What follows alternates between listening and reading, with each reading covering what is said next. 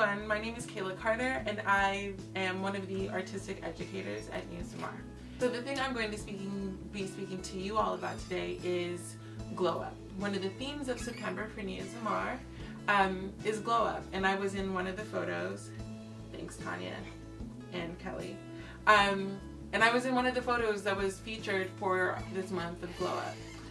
So it just makes sense that I'd be the person who would also be speaking about this. But another one of the reasons why it makes sense is because a lot of the work that I do as somebody who is an artist, educator, and healer is focusing on the glow up. And the glow up for me isn't just about how many Instagram likes we can get and how many DMs we can get on Instagram, even though that is kind of nice. But a glow up always means for me, how do I holistically become better for myself? And that's the definitive part about it.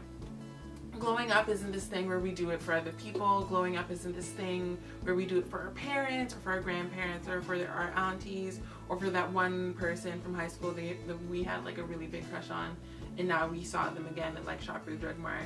We're trying to get their attention. Even though, if that's your reason, then that's okay, cool. On how to glow up. So the first thing is be honest.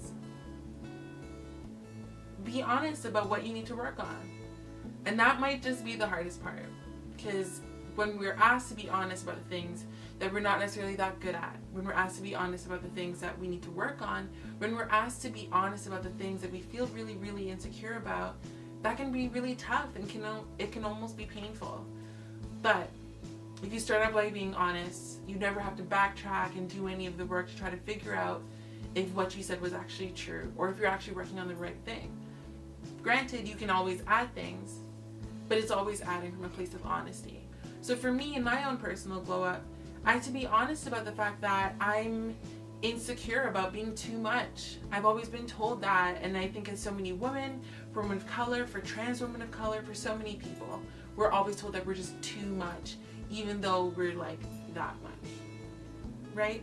So being really honest about how and what we need to work on. The next thing was focusing on who you are around.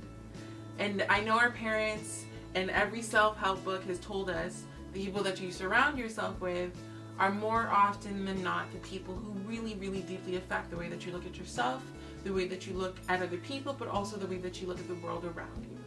And it seems like it's not that big a deal, but coming from somebody who's had to cut a lot of people out of their life, it's a really big deal. And it's scary to do so because that's your tribe. Those are the people that you look to. But you are only sometimes as good as the people that you're around. So take a look at the people that you're around and focus on the people who are really building you up. When is the last time that the people you call your squad or your tribe or the people you are who are your favorites and your contacts, when's the last time that they just sent you a text to be like, you know what? I believe in you. And I don't know what you just did today, but you're killing it and you're doing an amazing job. And just hearing those words of affirmation really inspires you to not only glow up, but also to make it stick, to understand that you're not doing this alone.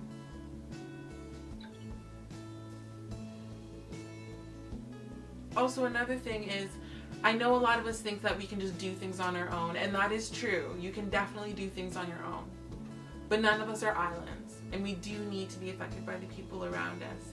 And that's important. And there's nothing wrong about saying that you actually need the people in your life to treat you well. If they're not going to treat you well, I promise there's somebody else out there who will, and that's part of your glow up. Number 3. So that was number 2, and now this is number 3. Define your glow up for yourself. Define it for yourself. It doesn't need to look like it does for anybody else. It does not need to look the way that it does for the person that you thought you used to be. Right now, in this moment, what does it look like? Make a list of it. 5 ways in which that you want to glow up for yourself. So if that means that you want to develop a better practice of spirituality, then you need to do that for yourself. If that means that you want to eat differently, then do that for yourself. If that means that you want to develop a practice of pushing the boundaries on how you dress and what makes you feel the most safe in your skin and how you choose to adorn yourself. Define that and do that for yourself. Some of the people that we know that are the biggest like style icons, who are just like so out there, the only reason why they got there is because they defined it for themselves and what works best for them. And that's the only way so many of us are ever going to get there. I mean, so many of us, including myself, used to think that like, if I just look this way, I'll be happy. And then what happened once you got there? You got there and you looked this way and you weren't actually really happy about it because you weren't defining what your glow up needs to look like for yourself. And when I, also just a side note, when I'm talking about glow up, I'm just not speaking about how we look. I'm actually talking about a holistic glow up for. It's going to be some work. I wish I could say like it's going to be the kind of thing where you read like one self-help book and you like go on one self-help like blog on Tumblr and you follow one Instagram account that gives you one really good quote and that's it. That's not how it works, and that's not how it's supposed to work. And things that are hard require a lot of work. And I know we all want it to come like that, but think about the work that goes into it. You have to undo, for so many of us, a lifetime of work. You have to undo a lifetime of bad habits. You have to undo a lifetime of practices that aren't necessarily doing you any favors. That's why it requires that much work. And the best part about doing that much work is you're worth it. To be honest, you're really worth it.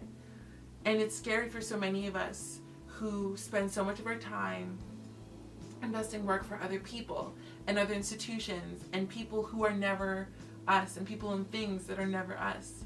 But we get this one time right now to actually invest the time that we put into everybody else and the energy that we put into everybody else and everything, to turn it back on ourselves and actually do this work for ourselves.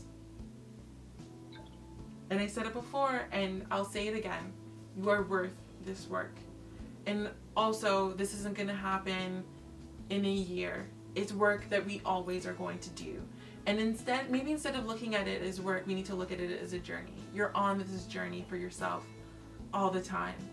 And it's not about getting to this final goal in like 10 years. You're always going to be working on it. And that's the most beautiful part about it. Because you know at the end of the day, you get to dedicate yourself to this journey. And as it goes on, you're going to learn about so many different things. And part of your glow up is that you get to learn about yourself and learn about everything that comes with this journey. And the work, I promise you, is totally going to be worth it. And number 5, which is the hardest thing to do. If you're type A personality like me, it's going to be the hardest thing to do. But be gentle with yourself. This isn't a competition. You are not in competition with anybody else. This is the first time in your life that you will never be in competition with anybody else, because nobody else is like you. Nobody else has been through the things that you have been through. Nobody carries the same stories. Nobody's as brilliant in the ways that you are. So be gentle with yourself. You're not going to get to that place by being hard and looking at this long to-do list of things that you haven't done and reprimanding yourself for not doing it. It's just not realistic, and it's not going to work. Be gentle with yourself. And also at this point, I also feel like it's really important to say that, like, okay, cool, we're going to be gentle with ourselves, but also listen to how you speak to yourself. And sometimes I even do it. If somebody ever spoke to me the way that I speak to myself, anytime I'm in those spaces of being really hard on myself, it wouldn't be okay. I would be completely torn apart by it. So why is it okay that we speak to ourselves that way as well? Really check into how you speak to yourself. Is your voice and your inner dialogue something that's really gentle? Is it something that is really compassionate? Is it something that looks at you at the end of the day and says, you know what? Forget the to-do list. You did the best that you can. And tomorrow, I know you can do it, and we're going to keep going. And eventually, you're going to get there. So, that is the 5 tips of many tips on how to glow up. Also, like, leave in the description in the comment section if there's anything that you think would be helpful for your own glow up, or anything that you can add to this list, because this is just a top 5. There's like a top infinity of things that we could possibly do. And I'm really excited to build this with y'all, and Nia Zamar is really excited to build this with y'all, and it's going to be a really amazing journey. And this is just the beginning of what your glow up is. This is just a really, really cute and cool and like badass introduction and invitation to start this off for yourself. So thank you so much for watching.